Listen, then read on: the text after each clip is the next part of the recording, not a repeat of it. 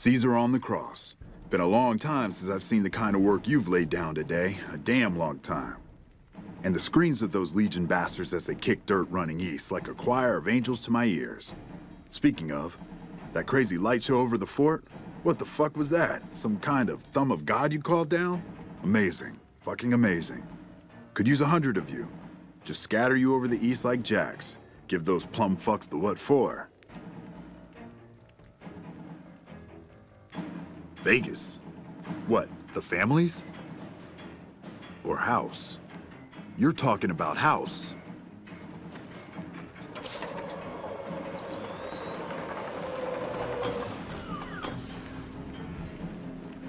What is this Brahmin shit?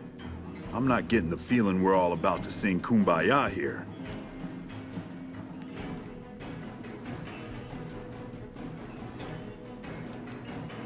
Figured as much. Come on, you sons of bitches, we're ready. Over here. Take this.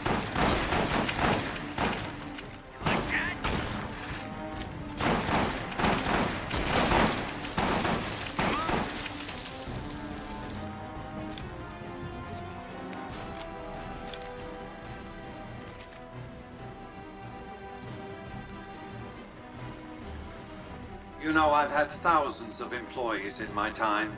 Few met my expectations. Fewer still surpassed them.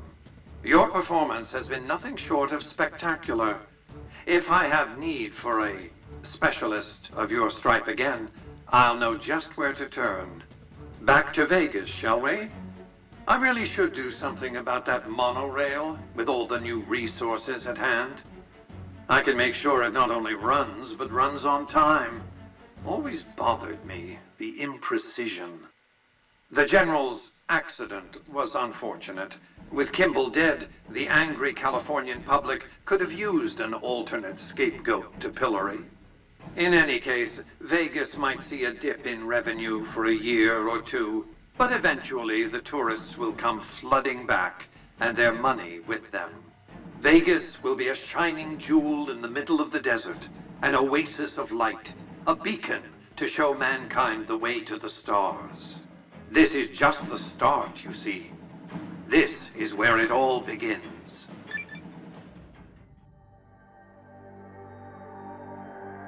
And so the courier who had cheated death in the cemetery outside Goodsprings cheated death once again, and the Mojave Wasteland was forever changed. Mr. House's Securitron army took control of Hoover Dam and the Strip, pushing both the Legion and the exhausted NCR out of New Vegas. Mr. House continued to run New Vegas his way, a despotic vision of pre-war glory. The streets were orderly, efficient, cold. New Vegas continued to be the sole place in the wasteland where fortunes were won and lost in the blink of an eye. The courier, fair and kind-hearted to those in the wasteland, ensured that Mr. House would keep New Vegas stable and secure for future generations. Mr. House afforded him every luxury at his disposal in the Lucky 38, out of gratitude and a quiet sense of pride for his choice in lieutenants. Tabitha and Rhonda went east, through Caesar's land. Occasionally, tales of their exploits found their way back west, though few believed them. Eventually, the stories concerning the duo were collected and published, and proved to be quite popular with children. Mr. House showed little interest on the boomers, who eventually began venturing out to Nellis to meet and trade with travelers. Buried beneath tons of rubble, the Mojave chapter of the Brotherhood of Steel was no more. Those few who were outside the Hidden Valley bunker when it was destroyed settled into new lives, or headed west to find a new chapter to join. The death of the Mojave Brotherhood came much too soon for Veronica, and in their absence, she felt truly lost. Yet in its wake, she took small comfort in her decision to remain by their side through their few remaining days. Their leaders destroyed by the courier, the fiends scattered throughout the wasteland.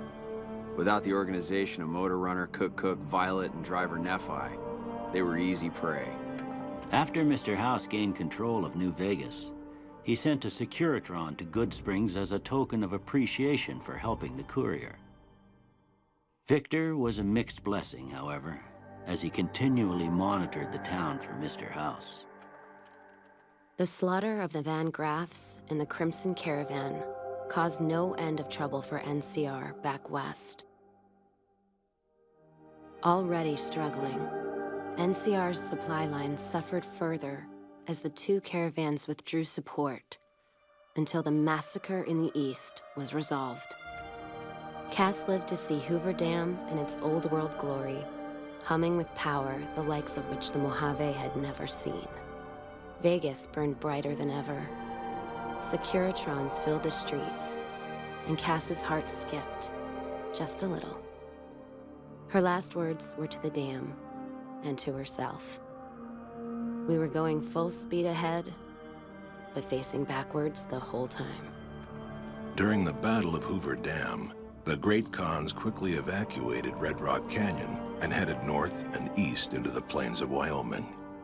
There, they reconnected with the followers of the Apocalypse and rebuilt their strength. Bolstered by ancient knowledge of governance, economics, and transportation, they carved a mighty empire out of the ruins of the Northwest. It took more time than anticipated for a cure for the Nightkin schizophrenia to be found, but in the end, it was beneficial to Jacobstown. The presence of the Nightkin leader, Keen, persuaded Nightkin from across the wasteland to make the journey to the town. Jacobstown prospered, becoming known as a fair, if somewhat intimidating, place for a trader to do business. Lily continued to take her medicine at half doses, and although she remembered her grandchildren, her mind remained muddled and confused. Eventually, she parted ways with the courier and traveled west, seeking the remnants of her past. Flush with his victory, Mr. House sent Securitrons into Freeside, thinking to increase his control over the area.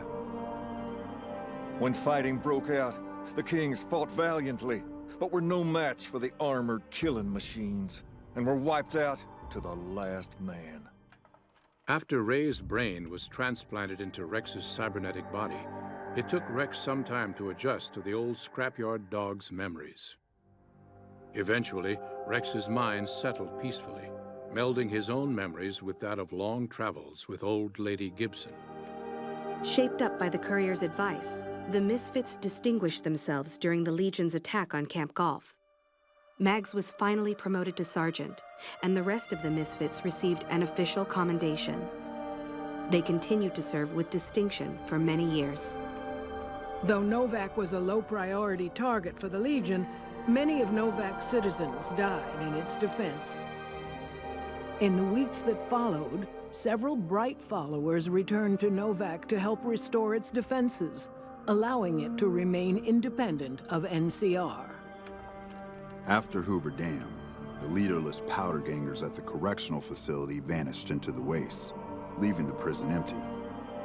The correctional facility became another abandoned ruin in the wasteland, its carcass occasionally picked over by enterprising prospectors. Armed with a wide array of improvised explosives and stolen weapons, the Vault 19 powder gang tormented the Mojave wasteland for years. Citizens of the NCR were favorite targets, and they always suffered the worst fates. Prim Slim proves to be an able-minded, if not able-bodied, sheriff for Prim. And due to his slow speed, some crooks get away without a scratch. But Prim continues to prosper under his watchful, robotic eye.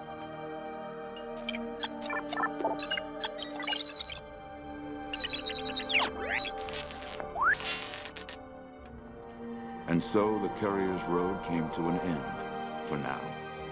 In the new world of the Mojave Wasteland, fighting continued, blood was spilled, and many lived and died just as they had in the old world.